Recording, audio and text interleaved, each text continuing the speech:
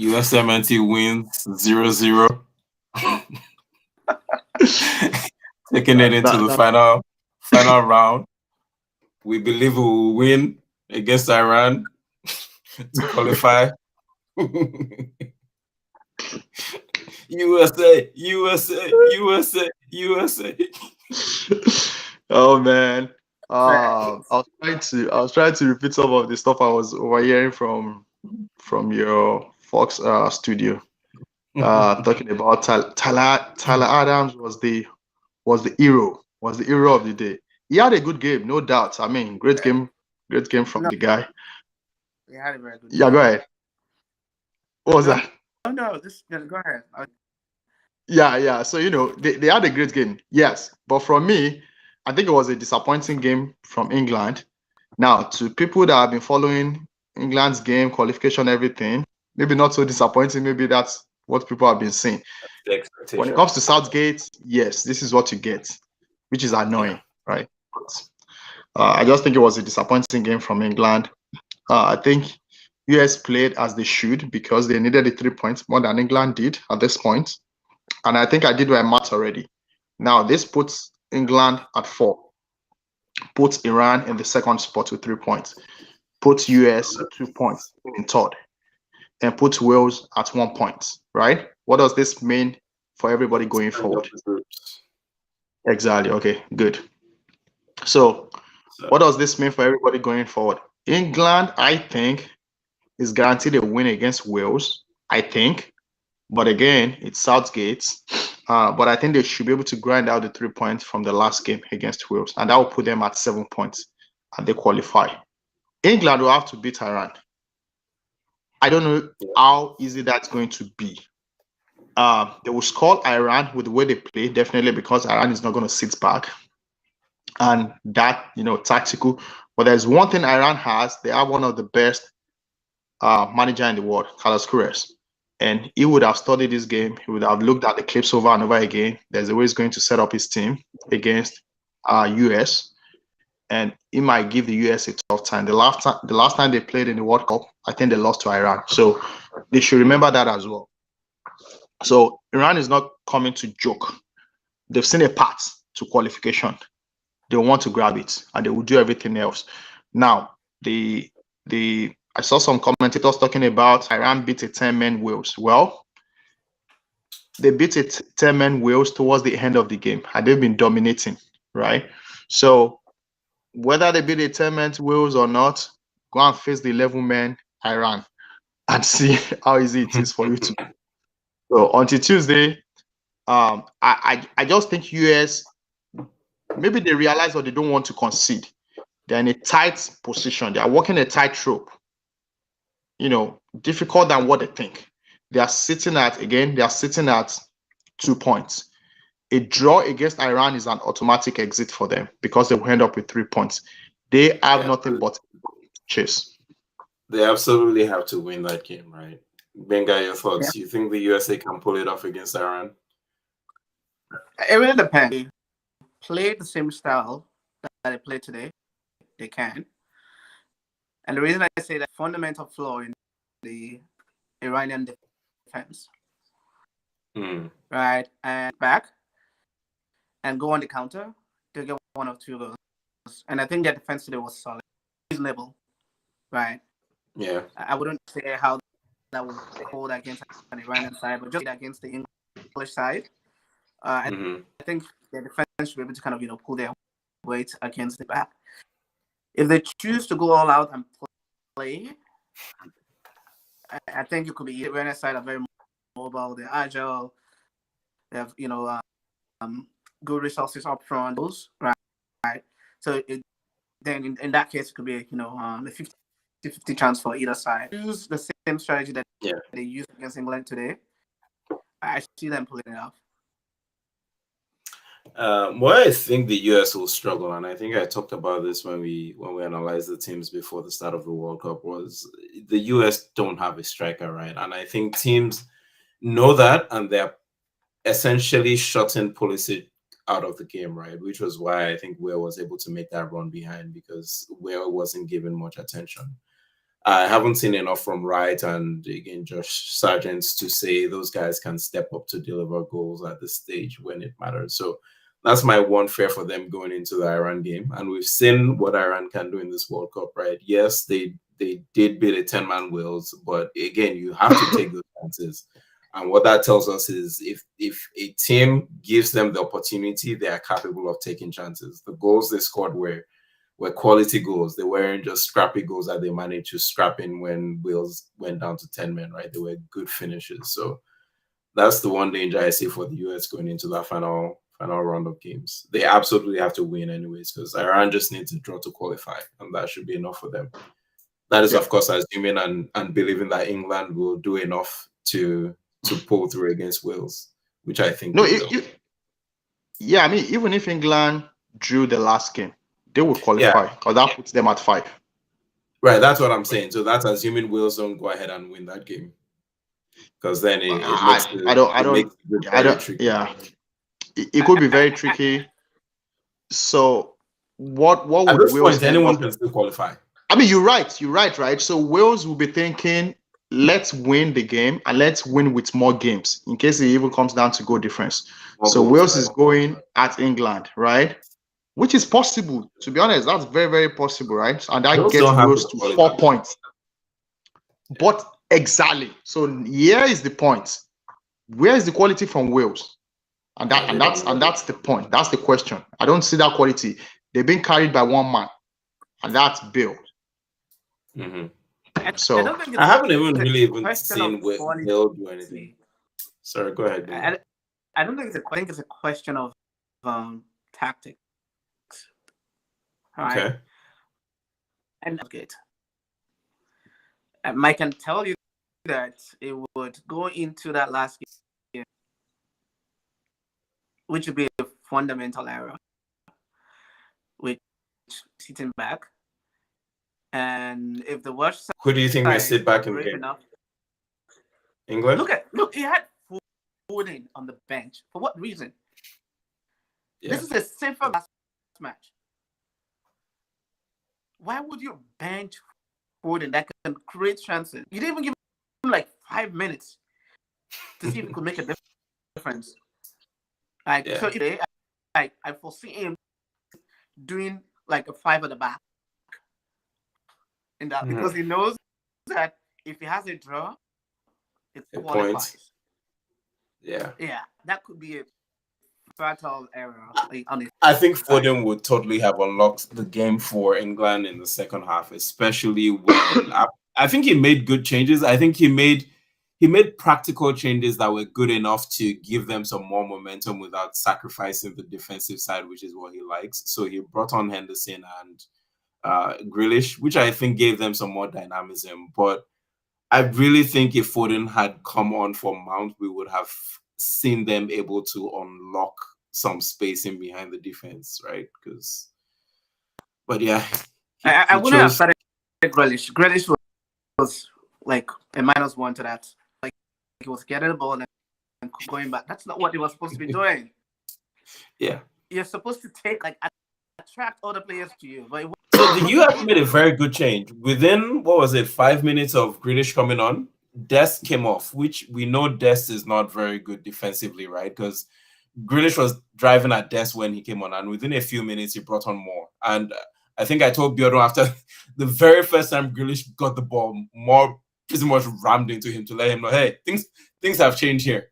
And after that, like you said, every time Grealish got the ball, he decided to go back instead. Exactly. I mean, and that's why I don't like the guy. I'm so sorry. I mean, I think he's an average player. I think he's been overrated. And again, he comes with the British label, right? So he has a British label. Hey, it's, £100 million. That is passive. It's passive to be better than what it is, right? I mean, we're not selling leg muscles here. So that's what he sells. This guy came in, he got hit by an unknown defender. And that was it. And his threat stopped.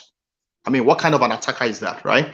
There was a ball he had, and he basically ran in circle and retreated and went back.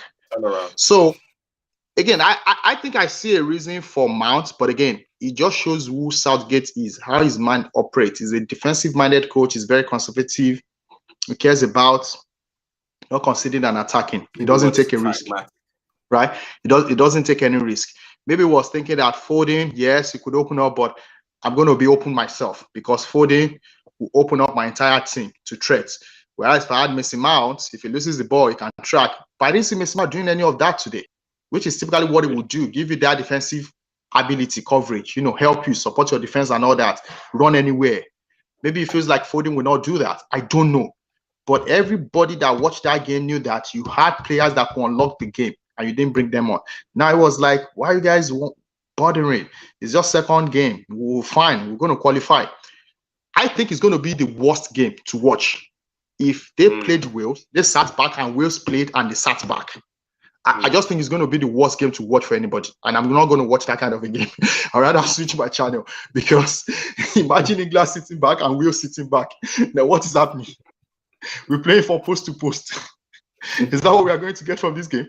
But I think at the moment whereby Wales decide to open up, they don't have that quality to stop England's attack. The way Southgate has been playing is, if you open up, we'll take it. If you don't open up, we're fine. That's it. Even with Iran, first half, remember, it was 0-0. No, sorry. It wasn't 0-0. But it wasn't a lot of England-Iran, right? Yeah, they started very slow. That game grew a little by little. They started very slow, trying to watch and study Iran. What was I? It was until that Iran goalkeeper got sucked, that has the guy that had the nose injury. That's when they started testing the goalkeeper and they felt like, okay, we could attack. And they started attacking a little by little. That's the way Southgate has always played. So even with Wales, that's why I'm not worried that Wales will steal that 3 points. But again, it's football, anything can happen. But if you ask me, I really don't see England losing that 3 points. He's been so conservative, he's not going to mess up in the third game. He knows how to build and manage the game and get a draw at the worst. And that put them at 5 points. I think the job to do in that group is still on the US national team. They need to go all out there and beat Iran. It's going to be an open game. They will score, but I think Iran will score as well. Let's do that. And to add to your point, US doesn't have a striker. Iran has a striker. Taremi is good. Yeah. Yes. Analysis. Bingo. Let's do the analysis. Like, even if they lose against Wales, they have maybe okay, well, but so let's look at it. So in order for Wales to qualify, they have to beat England by, I believe, 3 goals, right? So here's the table. 3 or 4 goals. They have to win by 3 goals at least, which gives them a +1 and drops England to. And then at the head-to-head level, then Wales gets to go ahead. No, so they have to win that game by at least 3 goals. England has a +4, right? That's what I'm saying. If England lost by 3 goals to Wales, no. If England lost by 3 goals, that drops their goal difference to 1. To 1, okay. Yep. So then that brings the goal difference of Wales to 1. And head-to-head, Wales will go. Yeah. But you and I know that that's not going to be possible. That's not going to happen. So they can afford to lose and qualify. Because whatever happens in the other match, whether only one will go through. They're still going to be able to go through. Right? So that's why because Iran losing will keep Iran at 3 points. And it would take US. Yeah, but it would take US to 5. US will top the but group. they will still qualify. Yeah, so US will qualify. I think we're pretty much saying England will qualify. Correct. Yeah. England will qualify regardless. The only way England will lose if they lost to Wales as much as 3 goals. Or more. Which, based on the quality from both teams and the pragmatism, we don't see that happening. Yeah, England is not going to concede 3 goals against any team, really. Yeah, or at least lose by 3 goals against any team. Yeah. All right. So that's it. Let's analyze the World Cup so far, right? What do you guys think of all the teams? We can maybe go group by group, right? What have you seen from all the teams, and I think we should go group by group. Each team's chances. So let's start with Group A. We saw games today from Netherlands and Ecuador, and Senegal beating Qatar. Thoughts on that group? I honestly, I think Senegal would be looking at themselves and they will be like, we really messed up. And I think they really messed up. I think losing to Netherlands, I think it was I mean, Netherlands wasn't impressive, and I don't see them going far. They struggled against Ecuador, like they really, really struggled. Ecuador came out, they actually played better. So the problem is here right now. Ecuador is playing Senegal, which I think at this point, those two teams should be the one qualifying, right? So Ecuador will probably beat Senegal with what I saw, and that would take Ecuador to 7 points, right? Netherlands will definitely beat Qatar because Qatar is out. They have nothing to play for other than pride, right? And their own fans. Or jokingly, the leaders put gun to their head and say, you have to win this game or you and your family are all dead. That's the only reason. But other than that, right, Netherlands would have 7. So Ecuador beating Senegal will put them at 7. Netherlands might end up at 7. Head-to-head, that's actually going to be challenging because they play 1-1. It will come down to goal difference, perhaps. It will come down to goal difference. So that's one way to look at it, right? Now, Ecuador drawing with Senegal, right? That's 5-4. Senegal is out because Netherlands could also draw with Qatar, put them at 5. Do you see Senegal beating Ecuador in that final game? I don't see. That's the last option that I was going to bring up, and I don't see Senegal beating Ecuador. I think it's possible. And the reason I say that is Valencia was today injured. Yeah. Right. It's been their main guy. It's been the goal-getter. If I agree. With Valencia injured, it really opens a chance. Go ahead, Minga. Yeah, if he's not able to make the next match, then Senegal might because I don't think it's if Valencia played and they're going to score, they will score, right? They have the potential of scoring more goals, but it's a 50-50, right? Okay. To your point, a solid guy up front to kind of do this, but I think they can score for me. Okay. So Group A, we see Netherlands definitely topping the group. And I don't know if they will top. I see them qualifying. I think it's a guaranteed spot for them. I don't know whether going to beat Qatar. I don't think there's any doubt about that, right? So they will finish. 7 points. But they have the very likely chance of topping the group. Yes. I don't see Ecuador beating Senegal by more goals than they will likely beat Qatar. So on that basis, I see Netherlands. I don't see them going very far either, like you said, but Netherlands will top the group. Okay, on to Group B. We've talked about that already. We've analyzed that, so let's look at Group C. Interestingly enough, Saudi Arabia tops the group. This is an interesting game. This is an interesting game. Sorry, my baby. We can actually talked about this group yesterday while I was driving. And this is interesting because I did the math and I'm like, Argentina is actually walking a tightrope, same as I described US. Think about it. They're sitting at 0 points. They're playing a very strong Mexico second game. Mexico is strong. I think they will bamboozle them. Now, let's say it ended up in a draw. Actually, Argentina is close to buying their plane tickets to Buenos Aires. Right? That's the way I see it, right? So a draw. Because Mexico, even getting a draw against Argentina is good enough. You put them at 2 points, right? Then they can go all out there and fight against Saudi, which I think will be challenging, but I think they can beat Saudi. I think Saudi was motivated somehow against Messi, which gave them. I don't see them repeating that upset. That is just me, but I could be wrong, and I stand to be corrected. I don't see Saudi repeating that upset against Argentina against Mexico because Mexico has seen it. They're on alert. They are aware of what they can do. They will be prepared more than Argentina was prepared. Argentina was stunned. And I think Mexico will not allow that to happen to them. So I actually see Mexico going all out there and getting a victory against Argentina. I know it's ambitious, but I think it's very possible. Poland has always been disappointing. Just so you know, Lewandowski has never scored a World Cup goal. And I thought he was going to break that jinx 2 days ago, but he did not. That was a poor I am counting. Yeah, that was a poor one. And I think it was under pressure. And honestly, I've ruled Poland out of this tournament. Okay. Yeah. Okay. actually see Saudi beating. I see Beating them Mexico? No, Saudi beating Poland. Right. I see Beating them. Poland. Okay. Yes. I see that it's very possible. The squad and their hunger and seeing what Poland. Yeah, I think I potentially seeing them pulling that off against them. And for me, it's Saudi, Mexico out of this group.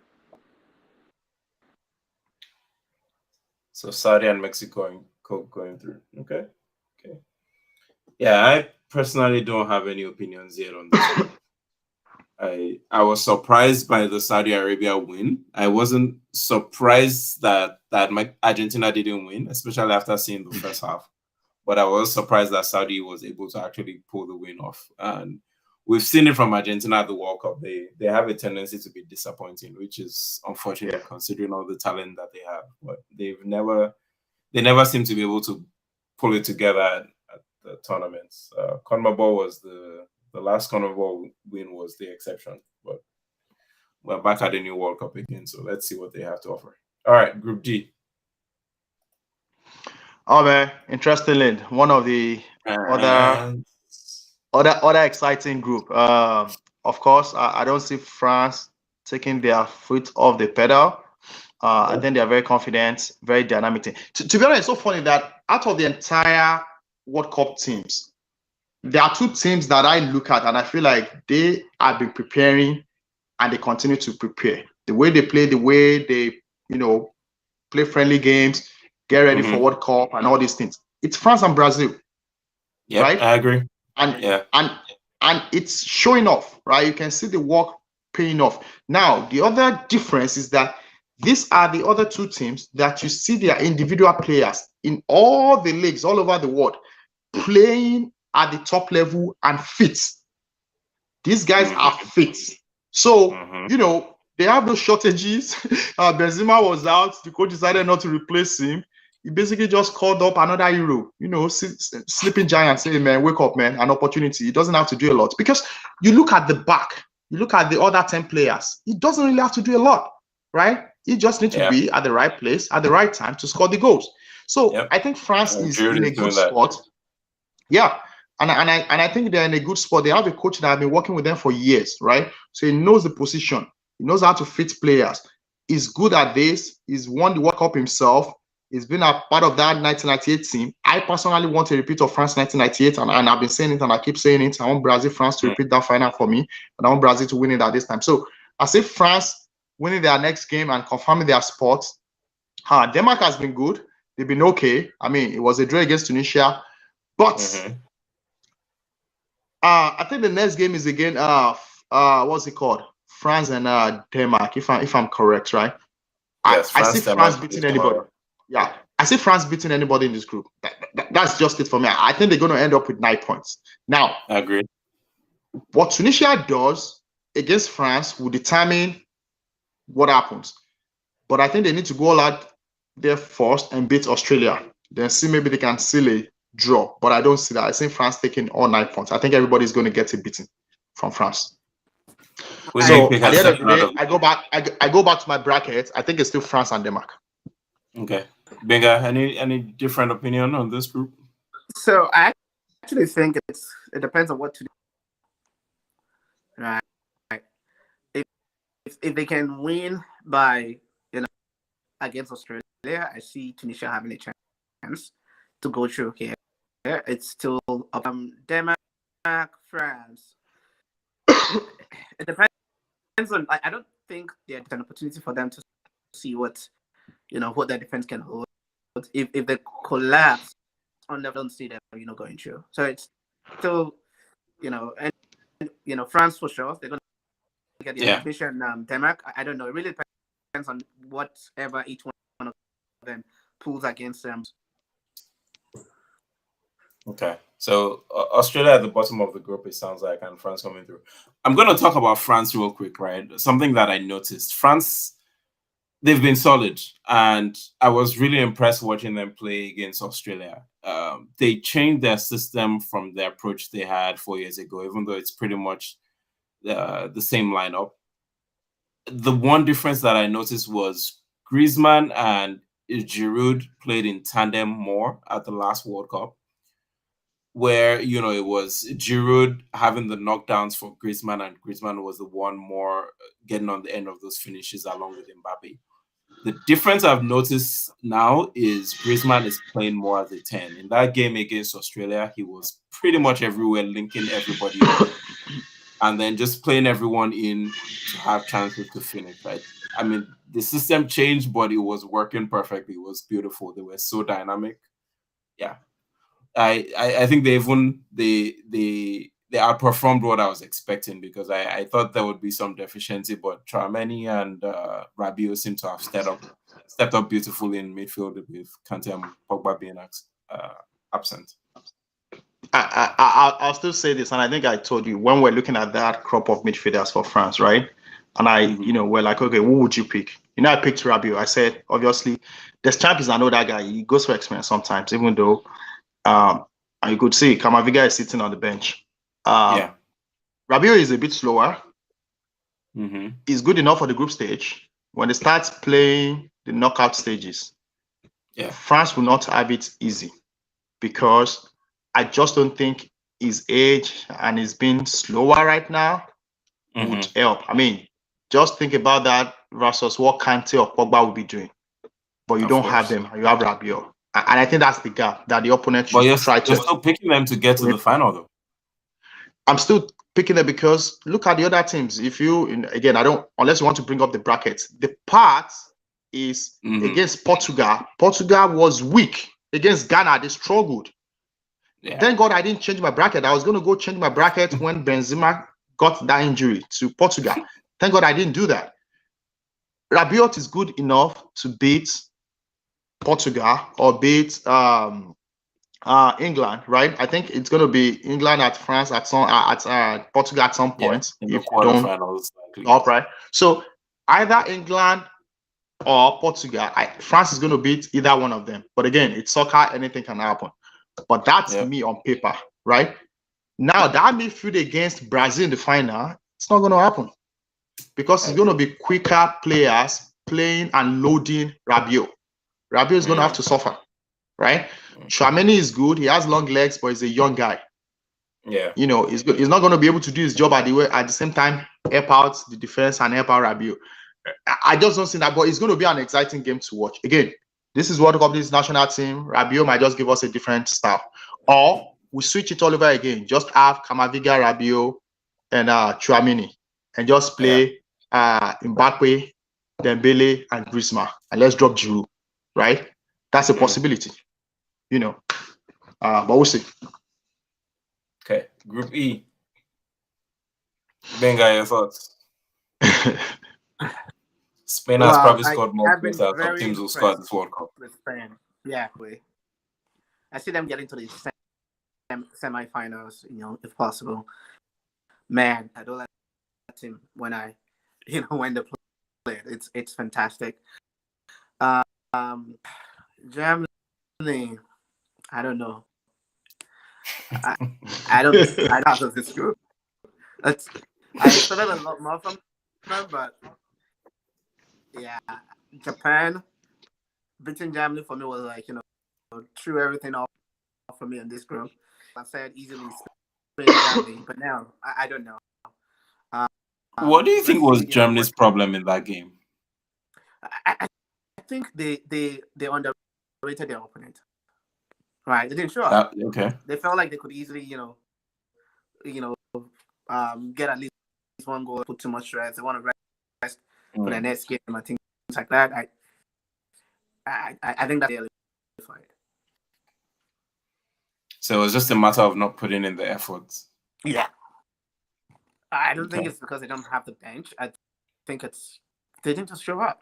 They kind of underrated their opponent. For me, and I think while Gundogan is a fantastic player, I think he was the wrong choice in the midfield in that game. He struggled for a long time. Gundogan. Gundogan. Okay. Yeah, EK. he seemed to have struggled for a long time, and I was surprised it took so long to get him off the pitch. I think that's where they lost the game for me. I think there was more dynamism that was needed in midfield, and I think his movement and passing was too measured for the Japanese team, because that Japanese team, they worked hard and they were able to get back in position quickly enough every time they lost the ball to cut out Germany's attacks. That was the one thing I noticed in that game. Do either of you think they have a chance against Spain and Costa Rica? I hear you, but I just wanted to challenge some of your thoughts, the things you ended with, because I disagree a little bit, right? Okay. So yes, Uruguay might not be a good fit. I'm going to come back to that. I don't know how to debate that yet. But the question I have for you, this is why I said I disagree. Uruguay was actually subbed when the game was 1-0 in favor of Germany. So the same guy you're talking about was subbed, and you had an opportunity. But at what point was he subbed? Okay. 1-0. Was it 69 minutes or so, or thereabouts? Yes, it was after he hit the post. It was after he hit the post the second time, because he hits the post, right? It was subbed, right? Now, I would take that as your wish was granted. So what happened after he was subbed? Why didn't they go ahead and win? Or why did they go ahead and secure the lead? It wasn't Uruguay's fault. He was out of the game. Right? How would you explain that? I personally agree with him. I have an answer. I just wanted Ayo to respond to that because of his analysis. The point I'm trying to make is that loss wasn't. I won't blame that loss on Uruguay. I will blame it on the entire team, and I can speak. But I wanted Ayo to respond to that. That's why I partially agree with him. It's the entire team. They had an opportunity to kill the game, but they felt we don't have to kind of beat them by 10. And I think that's it. So Charles, sorry, Benga called out. Sorry. I was just going to say, Benga called out something, right? Like Germany, they didn't work hard enough. That was one. But I think, too, when you give an opponent, especially in the World Cup, we saw with Saudi Arabia, when you give your opponents a breathing room, right, up until the 70th minute, and it's 1-0, and they see that there's an opportunity, right? At that point, you're giving them a chance to come into the game. So even though, yes, maybe it wasn't just Gondwan's fault, I feel with a different midfielder, the game would have been killed off at that point, where Japan is not even trying to score or make a comeback at that point. A solid Germany team that worked hard with a better midfielder would have, put the game to bed by that point, in my opinion. Okay, I agree. So here is my own response to you both. Your own question, right? Did they not work hard, or they were just arrogant? I think they were arrogant. I think they were. I think they were overconfident. I think they came into that game like they could walk over the Japanese team, right? Now there was something else. There was something else, and I called this out too. They don't have a striker. Havertz was basically non-existent in that game. And that was going to be my second question to you. You're talking about Ike Gandugu. The manager let Havertz on, right? Yeah. What was he doing on the pitch? Too long. Havertz was non-existent. Right? What was he doing on the pitch? Then I was watching the chat. There were, the chat that you guys were, and some other chat that I was on that you guys were not on, and people were praising and talking about Musiala and how great he was. It's okay. He's an okay kid. This guy was shooting over the roof. You know me. I don't praise players that early and that much. You have to give me something. This guy has not scored a goal. I think people keep talking about comparing him to Bellingham already. And I'm like, guys, just stop. Musiala, yes, you are good. Yes, you're having the ball. When you score, then we can talk. Right? When you put your country ahead, then we can score. When you get your country close to qualification for the next stage, then we can talk. Right? This is World Cup. This is not exhibition, for Christ's sake. You need to start talking to all these teenagers, all these young kids that are out there trying to make names for themselves. You don't make names by exhibition. You make names by result. Ronaldo is the first player to have scored in 5 consecutive World Cup. He doesn't come here to dance around like Anthony without the edge.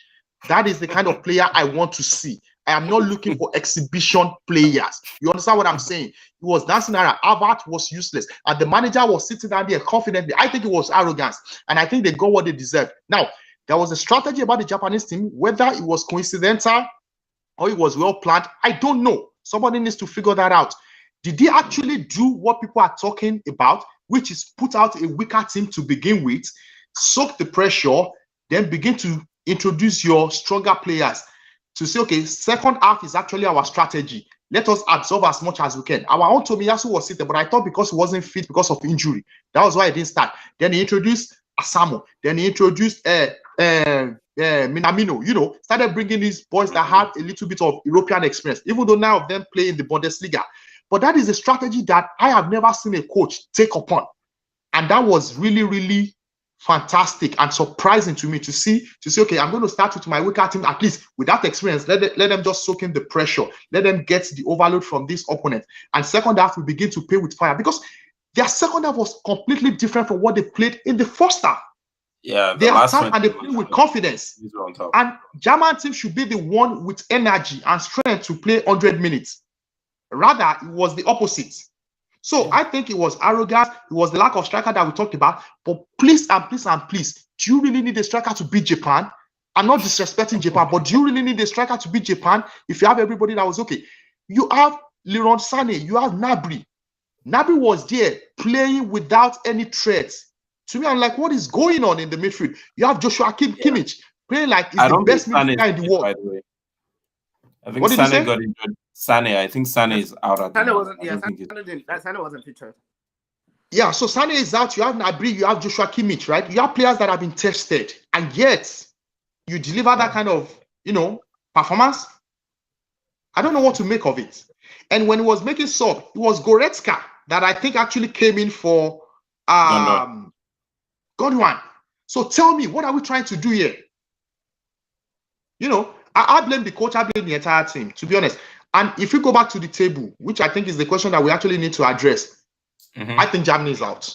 I mean, I don't know the hope. Okay, let's just think about it. The next game is Japan-Costa Rica. Costa Rica is the worst team it's actually the worst team in this tournament, followed by Qatar, right? Costa Rica is going to get beaten by Japan. I can put my money on this one. Costa Rica is going to get beat by...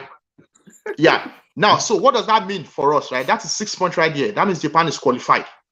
Do you understand? Japan is qualified. So you need one thing. Interesting. Spain is not stupid. Spain is going to be a training session. It's going to be a training session. Seriously. It's going to be a training session because I think Germany has just been exposed. And there's still no striker. Yeah. I talked about Thomas Muller playing as striker. He failed. We saw the game. He made no impact. So it's either Germany replace Havertz as a striker or plays Thomas Muller, or maybe you talk to this Musiala boy. Do something better, not exhibition. I rest my case. Okay.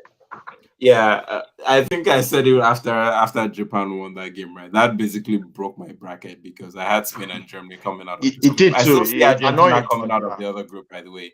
I don't think Mexico will qualify, but that's a different story. But you don't think Mexico will qualify? I don't think so. No, those guys. But we'll see. Okay. So what is your prediction? Mexico-Argentina. Is it tomorrow? Mexico-Argentina, what's your prediction? It's actually tomorrow. Yeah, Mexico-Argentina. I think Argentina will win tomorrow. One thing is Mexico. Okay. I think Argentina wins tomorrow's game, but we'll see. Yeah. Okay, so Germany's out. Spain and Japan going through this group. Yeah, based on the results and the games to come, I think so. I don't see Germany beating Spain as well. Yeah. Okay. I'll have to pull off a superhero stunt to beat Spain. I mean, it's going to be interesting, right? It's going to be very interesting. It's going to be a very good game. It's going to be a game to watch. But based on the analysis we had, again, we can be wrong. There's no striker. There's no striker here.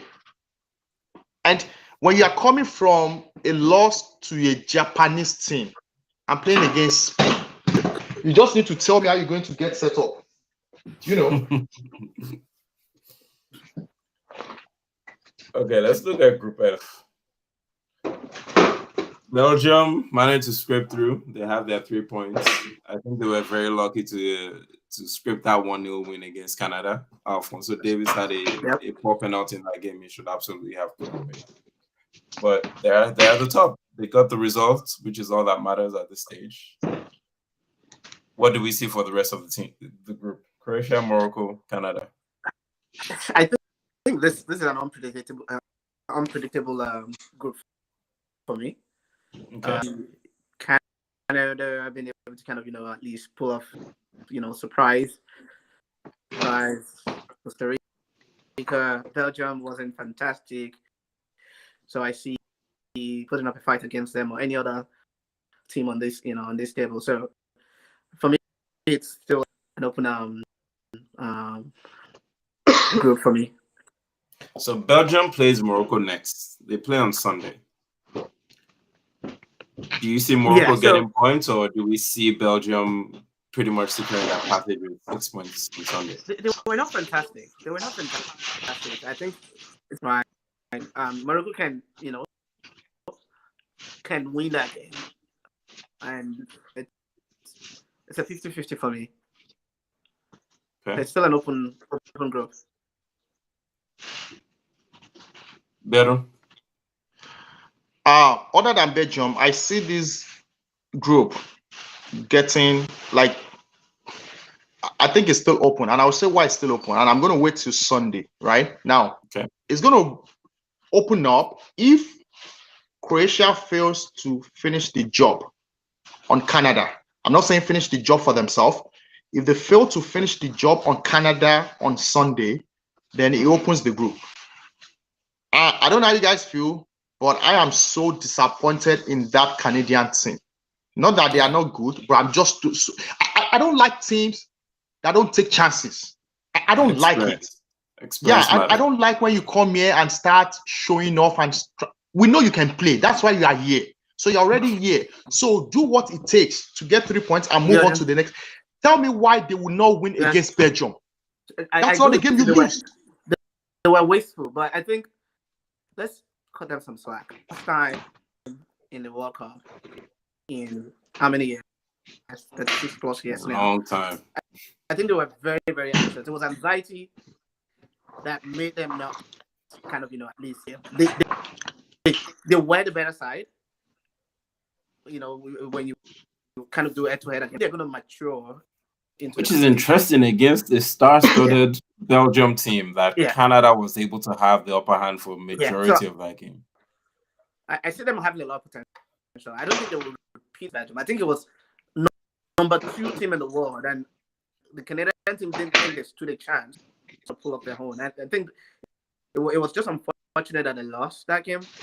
It could have been a draw. It's a very good team, and I don't see them repeating that same error, in the subsequent matches.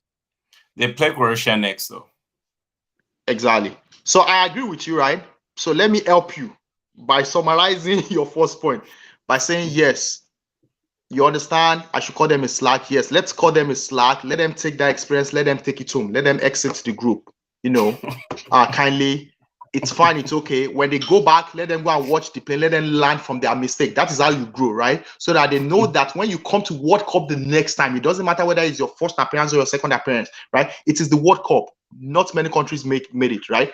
Nigeria did not make it. Italy, the defending European nations cup holder, they didn't make it. So when you come, your senses must click and know that this is the World Cup stage, right? And you have to get things done right. The guy that lost the penalty is not a child playing in MLS. This is the guy that has moved from the MLS into an European league, right? When you get a chance like that, you bang, right? You bang. It doesn't matter. It doesn't have to be sweet. You understand what I'm telling you? It doesn't have to be sweet. It doesn't have to be played like Jorginho style. He just has to go into the net, right? So when you fail to do that, now, that wasn't the only chances. Watch that game very well. The problem I have against Canada is that they also don't have a striker. Did you guys notice that? Yeah, they kept playing the ball. They kept playing. There was nobody to finish off. So that kind of a team is going to play against Croatia. That's why I said I need Croatia to finish off Canada. I don't care if they finish. They have themselves. I just need them to finish off Canada. Now, For Canada to prove me wrong and show that they are serious and is a serious-minded team, then they have to win against Croatia to stay alive. So let's say they win against Croatia, that gives them 3 points. That puts Croatia at 1 point. That opens up the group. Because I see Belgium beating Morocco. Belgium wasn't fantastic. It's not fantastic. Now, they just need to replace. I don't know when Lukaku is coming back. I saw Lukaku on the bench, and Lukaku is looking like, what the heck is Batshuayi doing? Honestly, Batshuayi is the worst striker in this tournament. I felt so sorry for De Bruyne in that game. No, what else? I mean, people. I was following the charts. People were talking about, oh, De Bruyne was shut up. Oh, somebody not him. I didn't say anything. That's okay. It's fine. But watch the game. It's a 90-minute game, my friend. It is not a 40-minute game. It's not a 45-minute game. De Bruyne came back and he did what he's used to doing. Those passes, nobody. And I think at some point, De Bruyne realized that, oh, sorry, I'm not wearing Man City jersey. I am playing with people like Batshuayi. And it's sad because it was a similar pass that he gave to Julian Alvarez that he scored in the Champions League. Batshuayi was looking off, how would I control the ball? How can a striker control the ball in the World Cup stage and the ball went to throw in? I am not joking. It happened. I saw it. You saw it. It happened. From the outside left. This is one of the most traveled. This is one of the most traveled striker in the world. And when I say most traveled, not to his credit, he's been traveling around because he's always been on loan. Seriously. Yeah, so that was Belgium. I think after those chances, De Bruyne was so frustrated he decided not to pass, and I think he tried to take the defense. Yeah, he started shooting himself. Yeah. So my point is, Belgium doing okay, just doing enough. I think it should be good enough to beat Morocco. Yeah. If they beat Morocco, that's 6 points. They are through. Croatia beating Canada, it's done. My bracket is Belgium, Croatia. That's it. Same. Benga, I think you said it's still open. I'm still giving Canada a chance. Okay, we'll see. Good luck. After Sunday. All right, Group G. My personal favorites. Brazil got the job done against a very stubborn Serbia side, which I expected it to be a tough game. But when you look at the results with it finishing 2-0, it seemed like it was easy. And I expect them to keep rampaging against teams all the way to the final. But let's hear your thoughts. Yeah, always going first. Yeah, but Brazil is my top team. My top team in this competition. As in that, I mean, they have the depth. They have the. Whose audio is that? Someone's audio is. Some static coming through again on your side. Yeah.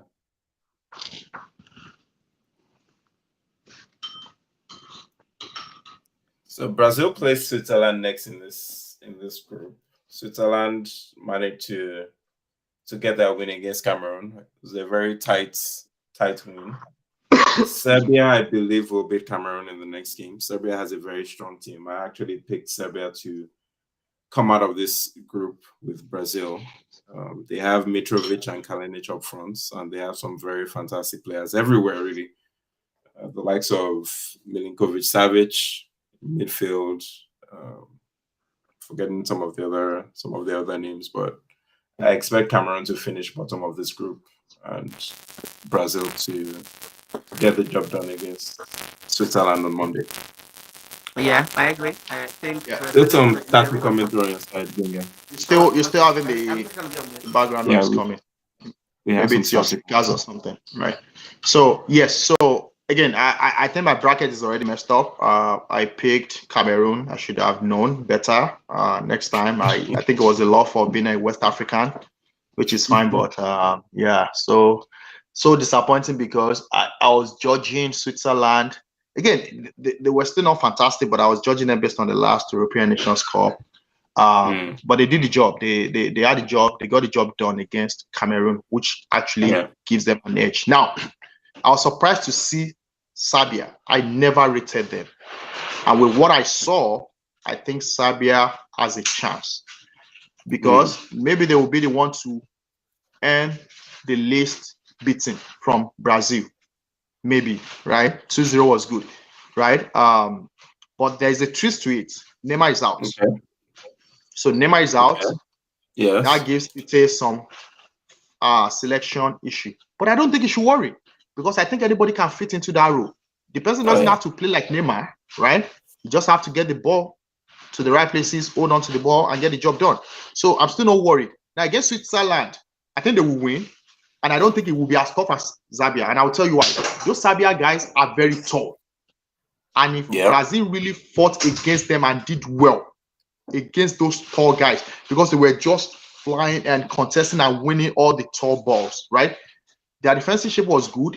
That second goal by Richarlison, which I think is still going to be the best goal of the tournament, it wasn't lack of concentration. It was just a lack of an idea or thought to say they didn't expect Richarlison was going to do that, because if you watch the replay, there was a gap to Richarlison and that guy. If the guy knew, typically a defender would be close a little bit to prevent you from expect him to snap back up. You didn't expect him to do that because he controlled the ball.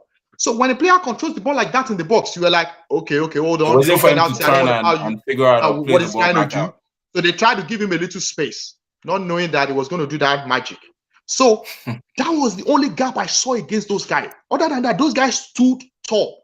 They were not going for sliding tackles. They were in the right position. They were doing everything well. Other than Brazil being individual experiences to take them out, and playing as a team. So Brazil will still beat everybody in that team.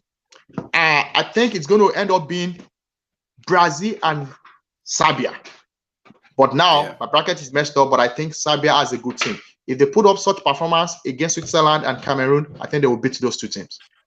I personally think Cameroon will actually beat Switzerland in the last game. I was actually impressed with Cameroon. They couldn't finish, but I think they've played the best of the African teams that I've seen in terms of how they kept the ball and how they moved the ball. Their progression from back to front was very good against Switzerland. Unfortunately, they didn't have anyone who could finish for them.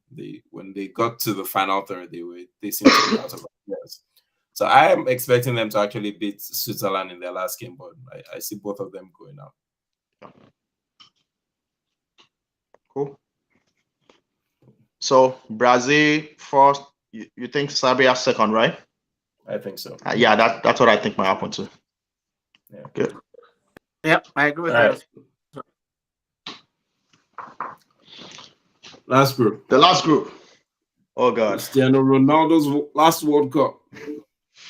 I think they are lucky to be sitting on top. That wasn't a good performance with all those stars. Very disappointing game from even the popular ones. Cancelo, no, that was like 6/10 performance, right? Mm-hmm. Bernardo Silva was missing. Not that great. I mean, Leao that came in the second half actually had a better game than Bernardo Silva. Ronaldo, not as sharp as he used to be, but I think he's been there is a good threat against anybody because he can do anything at when you least expect. So which is fine. Portugal will make it through, but against Uruguay, I don't know how easy that will be, honestly. Uruguay lost their chance against Korea Republic. I think they should have taken the 3 points. I hope they don't regret it. Uruguay Ghana. It's going to be a repeat of the bite. And at this time, we still have the biter. So the biter will be there, other than we are missing Gian. So in this case, it's going to be an interesting game. But yeah, at this point, I will still keep it as Portugal, Uruguay, first and second. Yeah, so for me, I don't know who's going to finish second in this group. I think I picked Portugal, Uruguay as well in my bracket, but having seen the first round of games, I don't know that I'm so confident on Uruguay anymore. I was disappointed from their gameplay. They seem disjointed going forward, right? And I think we've seen the issue that they had happen at Liverpool as well, where Darwin Núñez is playing out wide, and Darwin Núñez prefers to be central. Liverpool fixed that problem by bringing him more centrally against with Salah in the middle, and I think that's the same thing that they need to do for Uruguay for them to have better chances up front, is to actually pair him up with Suarez rather than having him start up in the left. He's just not technically good enough to be the one receiving the ball, running with the ball, trying to create chances from out wide. He's more of a poacher, a finisher in the box, is what I've seen from Darwin Núñez so far. So I hope they're able to fix that in their coming games. But because of that, I'm not so sure that I'm as confident as I was when I was putting my bracket together and picking them as second in this group. Portugal, what I've seen from that first game against Ghana, and even when they played Nigeria before the World Cup started, right? They're able to grind out wins, is what I've noticed. They stay solid and they try to pick their chances. They work very hard to regain possession when they lose possession, and they keep trying. They'll try to find openings. They don't consistently keep the ball, right? It's not very clean. They'll play some errant passes here and there, or they try some moves that don't quite work out, but they eventually find the breakthrough. I actually disagree with what you said about Bernardo Silva. I think Bernardo Silva is very key to that game, to that team, just as he is for Man City. I don't know if you noticed, but even at the very beginning of the game, he popped up in defense to receive the ball from the goalkeeper and then help them build out. And then 30 seconds later, you notice he's in the opponent's box, ready to receive the ball and create more danger as well. So I think Bernardo Silva, you might not notice it as much because he's doing a little bit of that dirty work where he's popping up and just helping to knit things together. But I think it's very vital to how Portugal needs to play in this tournament. Yeah, again, that's something he can do. He can do that anytime, any day. Maybe I'm just expecting him to give more, right? And maybe he's going to grow into that as the tournament, progresses. Yes, but he's very capable of doing that, and I want him to do that, right? Again, I'll tell you, the guy that stayed on the pitch for 90 minutes. What do you make of Bruno Fernandes? I want to hear your thoughts. I know you don't like Bruno Fernandes, but Bruno Fernandes. So I think Bruno Fernandes is actually, if I want to think of a way to put it, he is that Portugal team. He will do some brilliant things in brilliant moments, and then sometimes you'll see him try to play a through ball or play a cross from the right wing and it goes out to the throw-in. I think that is that Portugal team. And then sometimes you'll see him do a bicycle kick in the box and he finishes it. I think that is this Portugal team, and that is what I think of Bruno Fernandes. He doesn't have that same magic touch that he has where everything just went perfectly for him when he first came to Man U and he could do no wrong. He makes things look simple. I actually enjoy watching him sometimes, but he can be so errant at times as well, when a simple pass that, would free, will create a beautiful chance. You just see him send it out to goal kick or it goes out to throw. Okay. Yeah. I don't want to say much, but we'll see. We'll see how that happens. Rest your case on him. Yeah. Again, they have players that should be doing better than they did. All over, yeah. And I think Diaz keeps them strong. Where they have any deficiencies, Diaz doesn't. Yeah, I mean, Diaz is always at his best, other than, if Bruno you have Ferreira was weak alongside him. Yeah, Cancelo was really disappointing in that game. I mean, Barbara Man, who is... my God. Jeez. Ghana should not have lost that game. Yeah. So do you see Ghana coming out of this group? Is there a chance for Ghana qualifying? No, because they messed up. Because against Uruguay, I don't know, unless they win against Uruguay. Which is going to be tougher, because Uruguay, the game against Uruguay, I think will be tougher than Portugal. Yeah. That's the thing. And that's why I'm saying, I hope at the end of the day, I mean, they're probably regretting it now, but they could have more regrets after playing against Uruguay and maybe coming out with a draw. Which might still be okay if they can then go and beat Korea and put them at 4 points. Then Uruguay will have to beat Portugal, right? And by that time, Uruguay already has 2 draws. Then Uruguay has 5, right? And Portugal beating Korea put them at 6. So that takes Portugal 6, puts Uruguay 5. So the effort is not enough anymore for Ghana. That's the point. Yeah. You know, it's sad when you think Portugal is going to be your strongest game, and you realize that, oh, is this the Portugal team? You know, but you already lost to them. So you're And that's seeing the thing. Brazil and France going to the final with Brazil still winning? I think so. I hope Neymar's injury come back so quick. Yeah. No, like I mean, I hope Neymar recovers so quick, you know, so that I Yeah. can We help need the him. team. If not, they will have to figure out the selection. Yeah. It's just the two best team right now, and I would love to see them in the final. I agree. Unless somebody's second, there's no way they will meet, which I'm happy. So they will only meet at final. Yeah. So, which I'm glad. So, you know, let's just see the two best team. I have the best players in the world. You know, people were thinking of Argentina, Portugal, but no, I don't want to see that game anymore. Like we've seen Portugal, we've seen Argentina. No, I'm not excited. There's no point. I don't want to see them. They are definitely Brazil and France have been the best two teams that I've seen so far. Yeah. I mean, which was to be Brazil expected. brought in the second team yesterday. Did you see that? You basically like brought in the second attack, not the entire team, the second attack. Yeah. And people were still enjoying that attack. Yeah. They brought in the second attack. Yep.